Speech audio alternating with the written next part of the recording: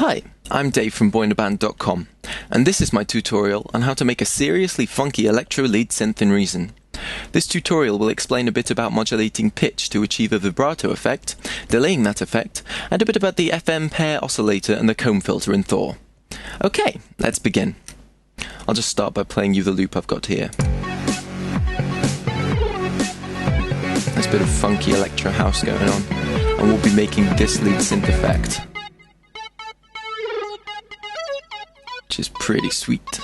I've also made a tutorial on how to make this bass effect as well, so if you want to see that, just click on the annotation that should be showing right now.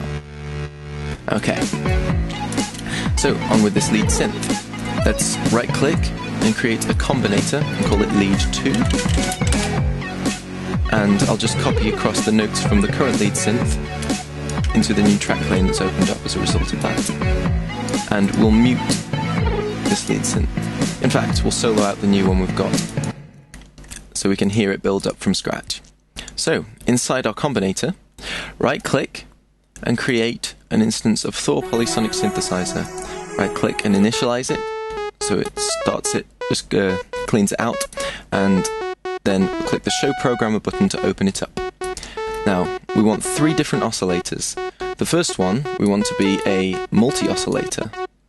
We'll detune it a little bit, change the detune amount, and change it to 5th up detune mode. If you're a guitarist, it's a similar concept to using a power chord.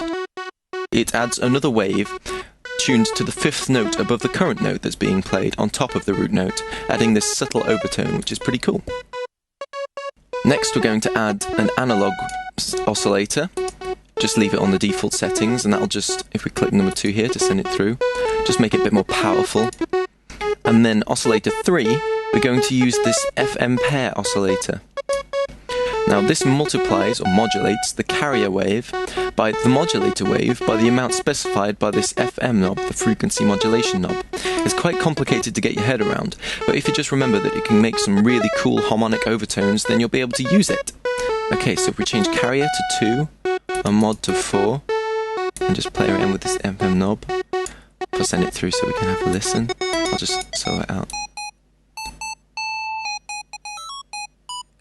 It's just this cool little pulse wave, but if you change some of these options, you can get some really cool harmonic overtones. But for now, we just want this simple kind of effect. Okay, now we've got these 3 oscillators. We want to change the balance on the mixer more towards number 1, so there's more of a thickness to the sound, but still a little bit of power in there to push it through. Leave the filter options as the default settings, and we'll move on to the next part of the signal chain. Let's turn the amp envelope sustain up to full so it doesn't lose any volume over time, and turn the portamento down and turn it on.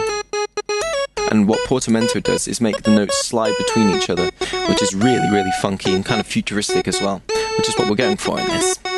Okay, now let's make it sound let's sit in the mix a bit better. We'll add the delay, hit tempo sync, and turn the time down to about 2/16, and turn the delay down a little bit, the dry wet down a little bit as well, so it's not too prominent, but just adds that little bit of a subtle background kind of filling sound.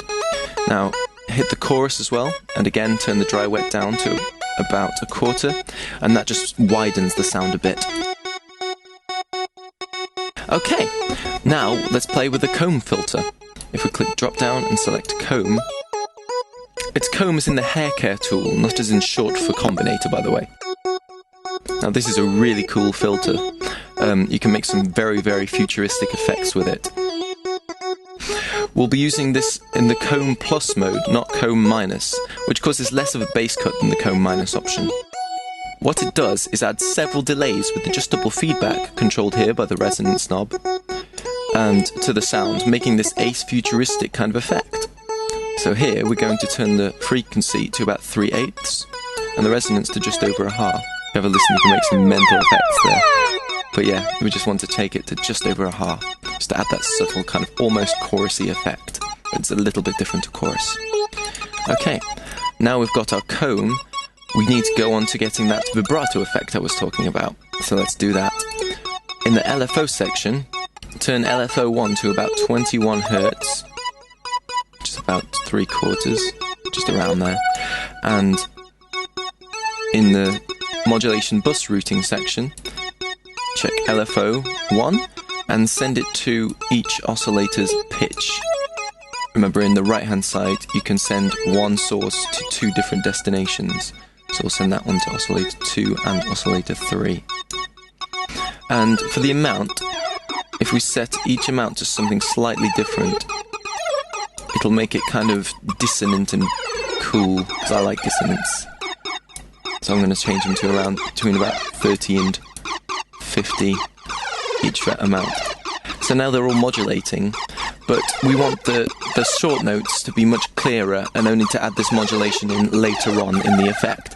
So if we go up to this delay knob in the LFO section and just change it to about 200 ms and listen for the long notes.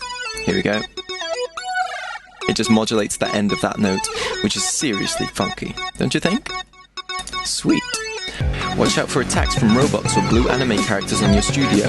Daft Punk are going to be seriously jealous of you with your futuristic, funky new electro lead synth. And remember to check out that bass effect here. If you found this tutorial useful, help me out by rating this video or posting a comment so other people can find it. And don't forget to check out my website, boyinaband.com. Have a nice day!